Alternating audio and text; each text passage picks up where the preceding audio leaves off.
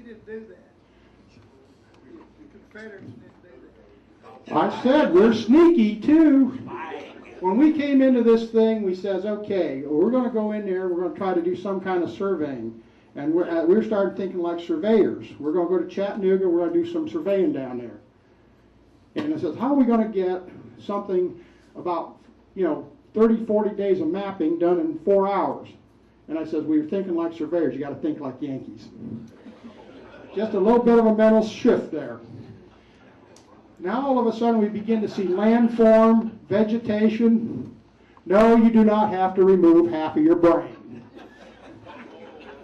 Topography, and again, this is again from the Peninsula Campaign. Other interesting things you would like to note is, here's a nice cherry orchard. Somewhere down in here, there was a nice apple orchard. If you did not take it with you, you had to find it. The typical wagon would carry maybe about 2 tons, of which approximately 400 pounds was the forage for the 6 mules. So you had to bring it with you, or you had to find it. So the topographers are interested.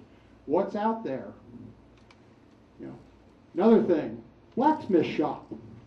If all of a sudden your horse goes lame, you're not going to pull in the BP station and say, change the tire. Or I'm sorry, down here it's called tar.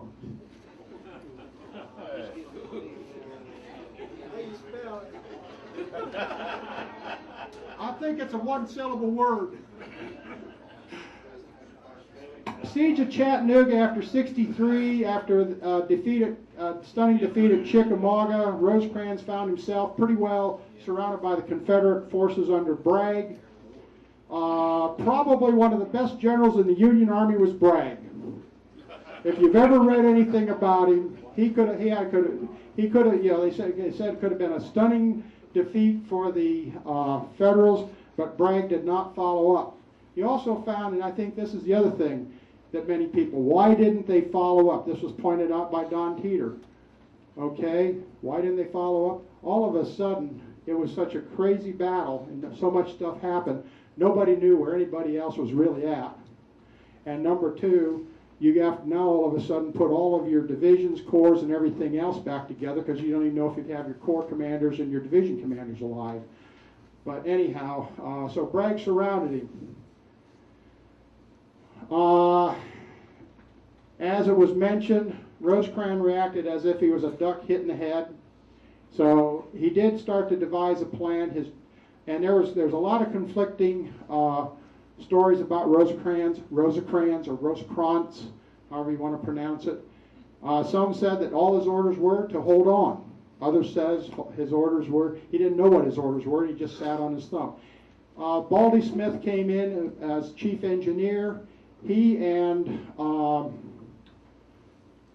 Rosecrans were devising a plan to break out, to establish a cracker line, because you essentially had a starving army. In late October, General U.S. Grant arrives. He relieves Rosecrans with George Thomas. At the same time, the topographers that we talked about over there at the Peninsula Campaign. Now, these topographers were there when they were at the Peninsula Campaign. They were civilians, and when McClellan cleared out of Dodge City, they were told, you better get out of here, because if you're captured by the Confederates, you may be hanged as spies.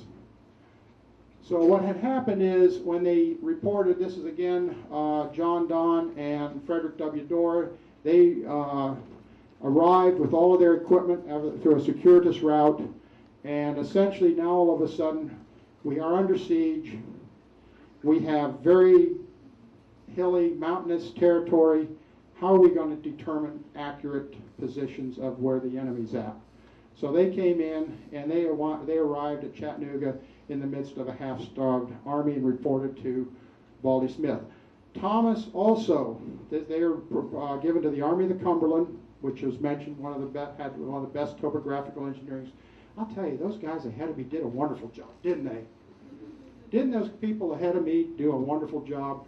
I think they stole about half the stuff I was going to talk about, which was good. Okay. Now, think about Yankees. When they moved into town, the first thing they did was they grabbed all the maps they could grab. So we went down to the town hall, we went to the classrooms, And we got such things as atlases and street maps, railroad maps, county maps, any kind of map to develop a base map from. William Merrill, chief of the topographical engineer of the Army of the Cumberland, also printed a card with the names and addresses of local civil engineers so the cavalry could go out and look for them and ask them for their maps. Some of these interrogations were done at gunpoint. There were other transactions that were conducted by gunpoint. What you see here is an 1860 model Colt ATM card.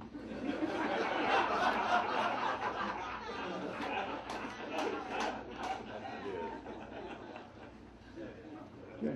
So we had what are available to us, such as railroad maps, town plats, and of course atlases. This is a road atlas of Chattanooga. It is not period. This is circa 1928, but it kind of gives you an idea of, hey, rather than go out and measure all those bloody streets, we know where the streets are. We're not too worried about them. We need to know what's up on the hillside. So we can just trace this stuff in there and take a few shots and we're ready to go. Mapping responsibilities were defined, prepared to accompany. So basically the authorities, again, the U.S., you notice they've now been given rank, but they're also still referred to as the Coast Surveyors. This was a simulated rank. Okay. Kind of like what happened to Hotchkiss. He was given a rank in title only. Although I think, Evan, are you still here? Yes. I think the other thing I found out about Hotchkiss is because some of the U.S. military academy topographers looked down upon him, I'd read someplace where they also were very, very, they exercised quite a bit of influence not to grant him a commission. So there was about 2 or 3 places I read that. So anyhow, same thing. In this case, they were given, in case they got shot up or got captured. This is from their report. The more accurate plane table method was used and employed at Chattanooga. And again, the Confederates quickly learned the significance of the white-topped instrument, and it became a target for rifle guns whenever it was used. We had to seek secluded position. As you can see, the 2 topographers in this image obviously were fed very well on their way to Chattanooga because they knew they were going to arrive in a starving army.